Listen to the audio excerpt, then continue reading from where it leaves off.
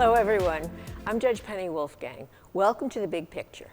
On Tuesday, Western New York native Kathy Hochul was sworn in as the 57th governor of the state of New York and the first woman to ever hold that position. So here are some highlights from her official swearing-in ceremony.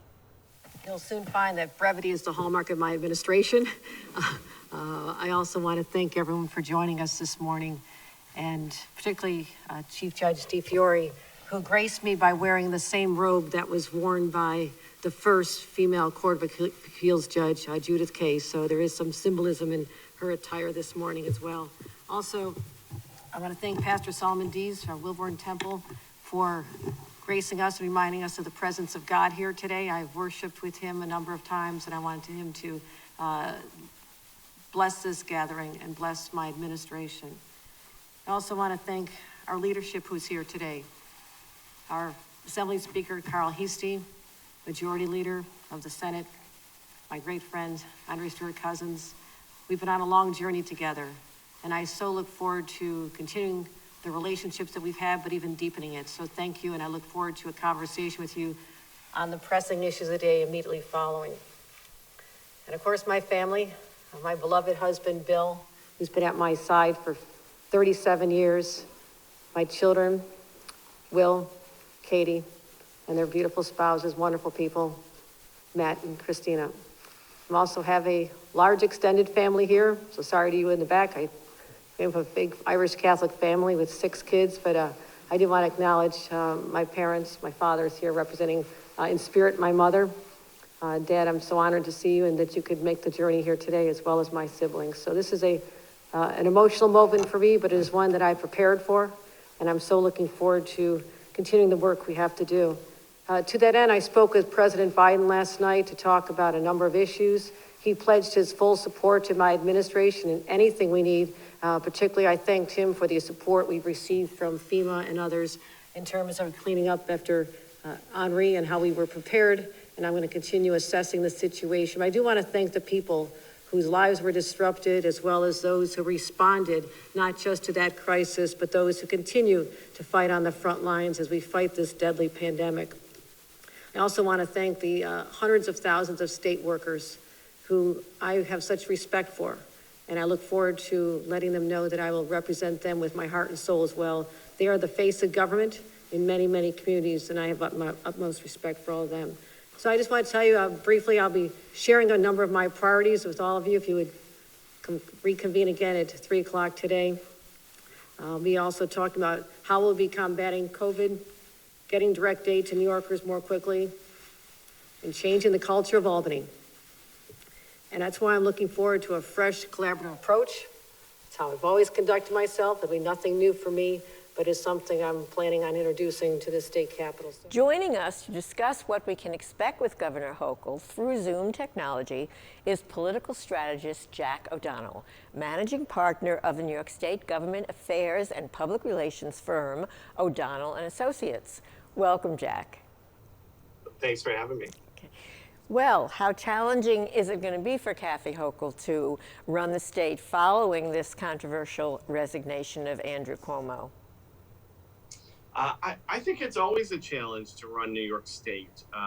But in some ways, I think the fall of Andrew Cuomo creates a foil for new Governor Kathy Hochul to be judged by. And I think by that standard, I think she'll do very well.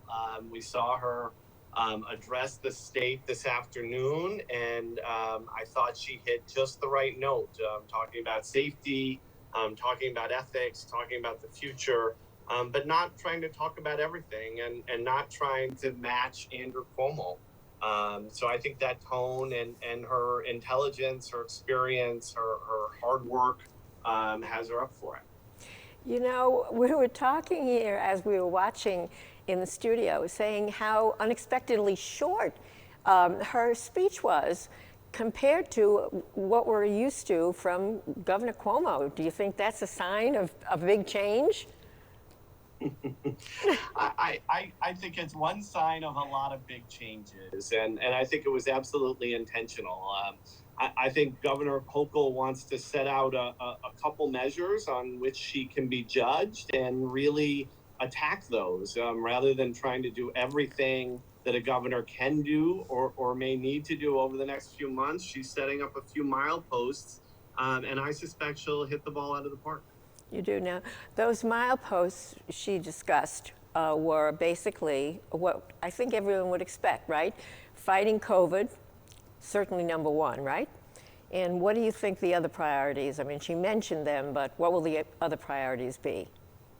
Well, she talked about really getting the federal aid that is out there into the hands of New Yorkers.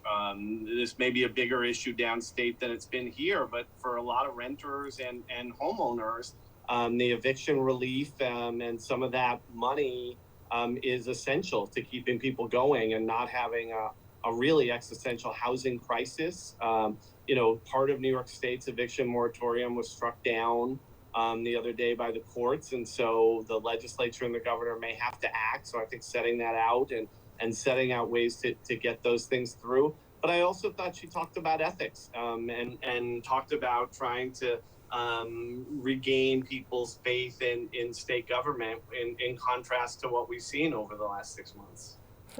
Well, the allegations leveled at Andrew Cuomo from so many women about harassment and inappropriate behavior were obviously significant and ultimately did lead to his downfall or her stepping down. Through all of that, as Lieutenant Governor, Kathy Hochul said very little about it.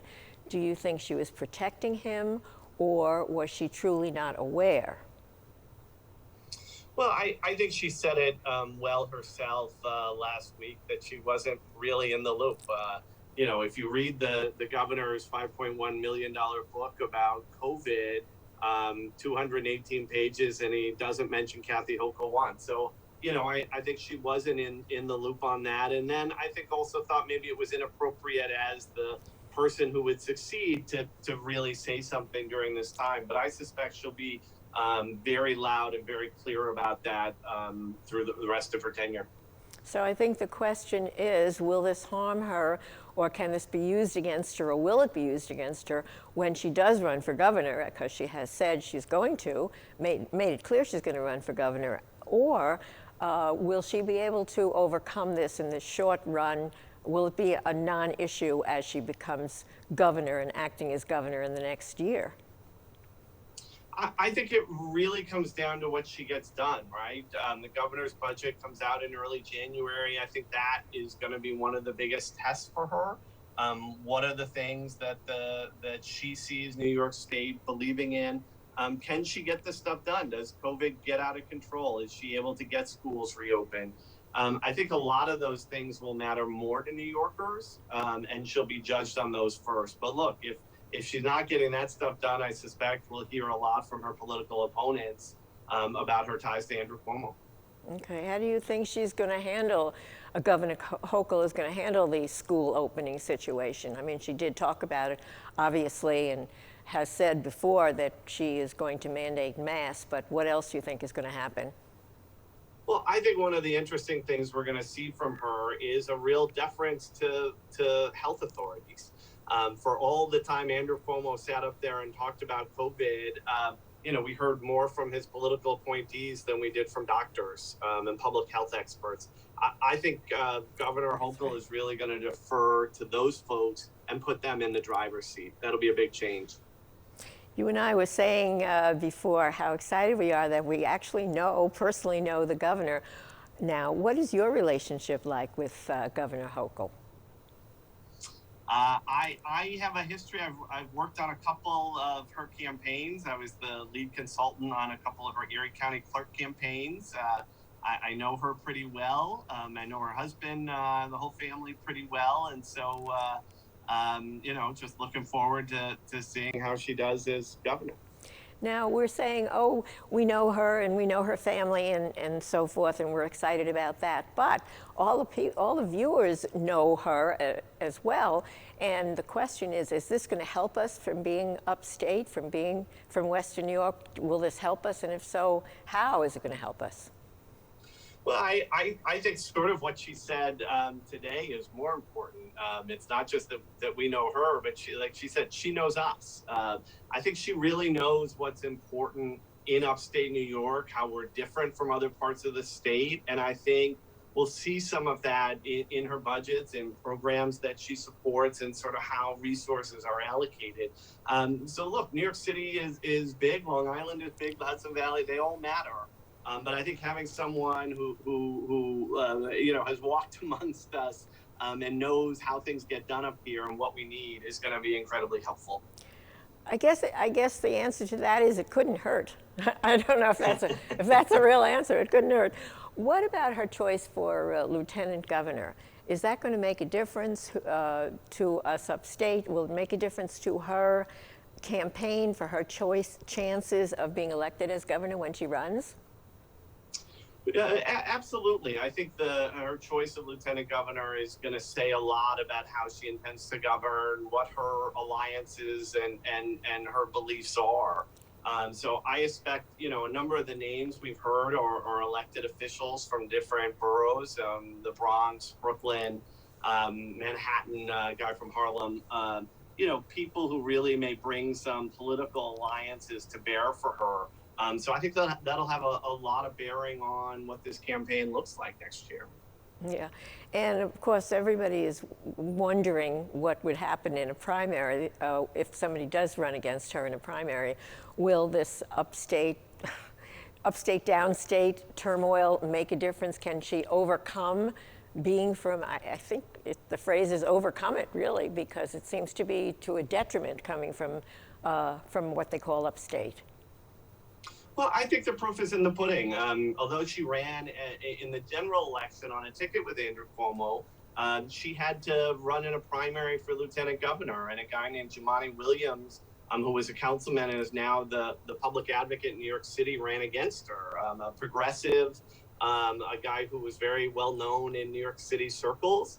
And Kathy Hochul won 3 out of 5 boroughs in New York City against him. So, I think at the end of the day, people like to say, hey, where are you from and what does that mean? But I really believe that New Yorkers will judge her on the job she does. Well, when we come back, we're going to pivot to some other political headlines making the news as our conversation with Jack O'Donnell continues. So please stay with us.